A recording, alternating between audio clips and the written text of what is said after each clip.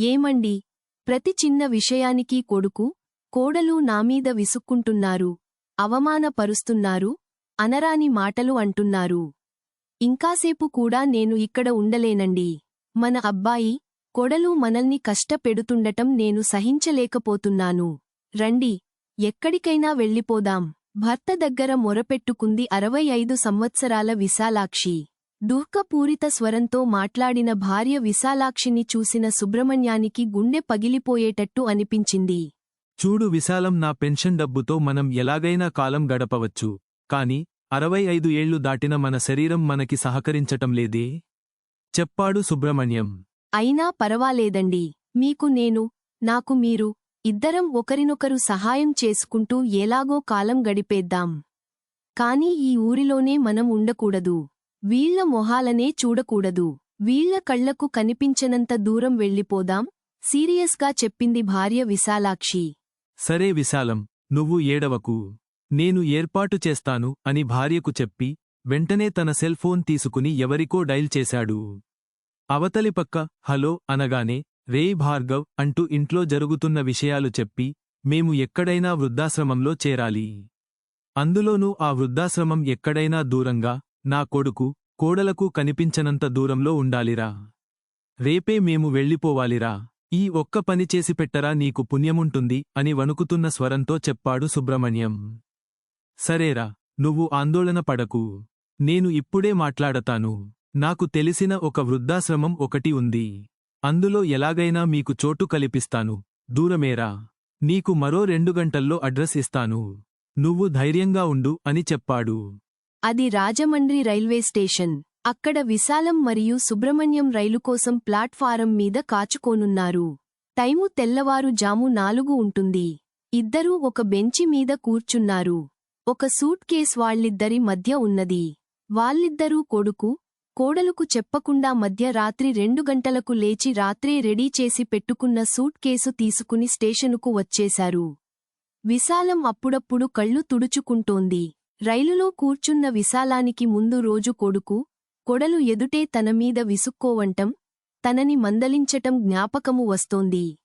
ఎంత వద్దనుకున్నా ఆమెకు పదేపదే కొడుకు మాటలే చెవిలో జోరీగలాగా తిరుగుతున్నది.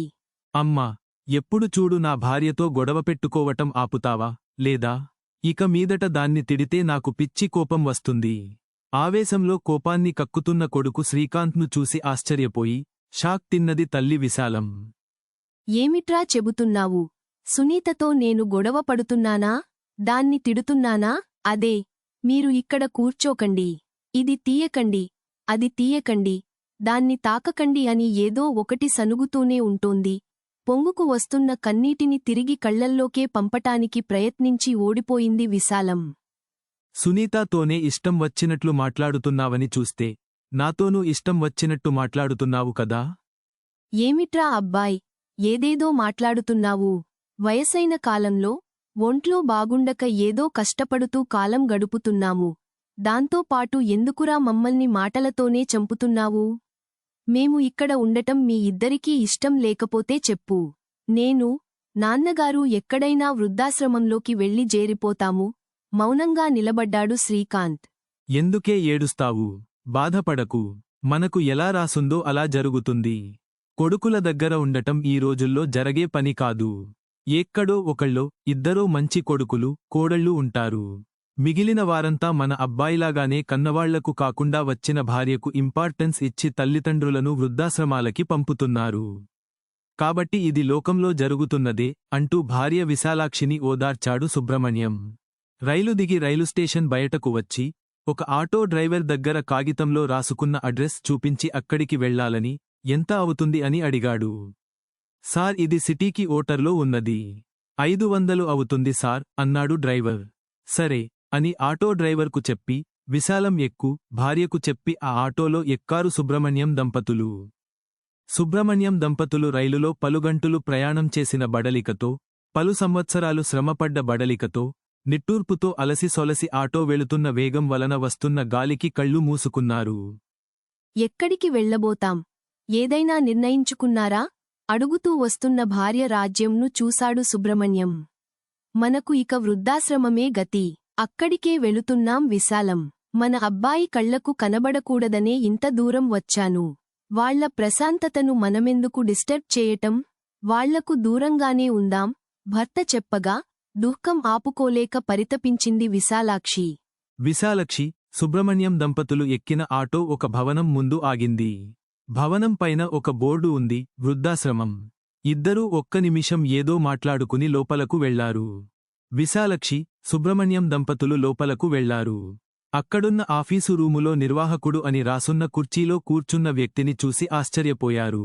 ఆ వృద్ధాశ్రమం యొక్క నిర్వాహకుడు కూడా చిన్నగా షాక్ తిన్నా, తమాయించుకుని మాట్లాడటం మొదలుపెట్టాడు. రారా సుబ్రహ్మణ్యం, కాలం ఎలా మారిపోయిందో చూసావా? ఆ రోజు మీ ఇద్దరూ కలిసి నన్ను ఇంట్లో నుండి తరిమేశారు. చేతిలో చిల్లి గవ్వలేకుండా వచ్చాను. వైరాగ్యంతో వచ్చాను. స్నేహితుడి సహాయంతో ఈ ఆశ్రమం మొదలుపెట్టాను. నేను 85 ఏళ్లు దాటిన ముసలోడినేరా. కాని నిన్ను, నీ భార్యను ఇప్పుడు కూడా నేను కాపాడగలను. ఎందుకంటే నేను నీ నాన్ననురా. రారా లోపలకు, నువ్వు కూడా రా అమ్మాయి. ఆ రోజు మీ దగ్గర నేనున్నాను. ఏదేదో మాట్లాడి నన్ను ఇంట్లోంచి తరిమేశారు. ఈ రోజు మీ పరిస్థితి కూడా అలాగే అయిపోయిందే. నీ కొడుకు మిమ్మల్ని ఇంట్లోంచి వెళ్లేటట్టు చేశాడు. ఇక్కడికి నా దగ్గరకు వచ్చారు. పరవాలేదు, నేను మిమ్మల్ని క్షమించాశాను. ఇద్దరూ రండి, మిమ్మల్ని చివరిదాకా నేను చూసుకుంటాను. సుబ్రహ్మణ్యం తండ్రి కళ్యాణ్ రామ్ గంభీరంగా మాట్లాడాడు. సుబ్రహ్మణ్యం తల దించుకున్నాడు. విశాలాక్షి ముఖం వెలవెలపోయింది. ఇద్దరూ అలాగే నిలబడిపోయారు. ఈ వీడియో నచ్చితే లైక్ చేయండి, షేర్ చేయండి, సబ్స్క్రైబ్ చేయండి.